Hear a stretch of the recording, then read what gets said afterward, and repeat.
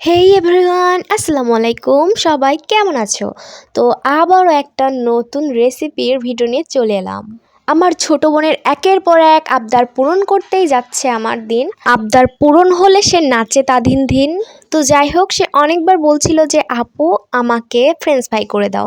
তাই আর কি করার, আলু নিয়ে খুব সুন্দর করে ফ্রেঞ্চ ফ্রাইয়ের আকারে কুচি করে কেটে নিয়েছি। তারপরে খুব ভালো করে ধুয়ে নিয়েছি আর চুলার ফ্যানটা সেট করলাম।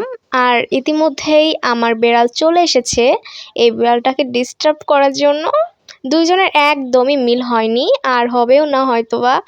তো ফ্রেঞ্চ ফ্রাইগুলো একটু হালকা ভাপ করে নেওয়ার জন্য আমি এখানে সিদ্ধ দিয়ে দিয়েছি পানি দিয়ে।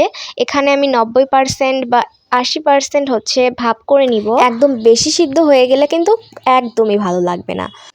আর এখানে আমার ঢঙ্গি বোন বসে বসে আবদার পূরণ করছে। সে এখন বসে বসে খাবে আর আমি এখানে পরিশ্রম করছি। এখানে আলুগোলা ভাপ দেওয়া হয়ে গিয়েছে। তারপর আমি ছাঁটা দিয়ে তুলতে লেগেছিলাম, কিন্তু পরে ভাবলাম যে সরপেশে করে যদি একটু পানিটা ছড়িয়ে নেই তাহলে কিন্তু অনেক বেশি ভালো হয়। কিন্তু এরকমই করবে। তারপর এখানে কিছু মশলা অ্যাড করলাম, যেরকম হলুদ, মরিচ, জিরা, তারপর লবণ। আর বেশি কিছু দেই না, বেশি কিছু লাগেও না, এমনিতেই কিন্তু অনেক বেশি মজা লাগে। এটা সমানভাবে খুব ভালো করে হাত দিয়ে মাখিয়ে নিলাম।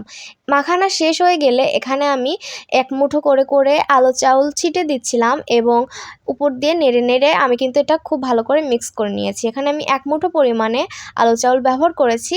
তো তারপরে এখানে আমি সবগুলো অর্ধেক করে ভেজে নিয়েছি। একদম বেশি কড়া করে ভাজতে হবে, কড়া করে না ভাজলে কিন্তু খেতে বেশি একটা ভালো লাগবে না। তো আমি এখানে খুব ভালো করে ভেজে নিয়েছি।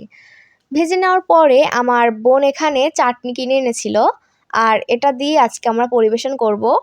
তো আমি যেটা বুঝলাম যে সসের থেকে তেঁতুল চাটনি দিয়ে কিন্তু অনেক বেশি মজা লেগেছে। তো এখন আমার ঢঙ্গি বোনকে দিয়ে দিলাম। সবাইকে ধন্যবাদ।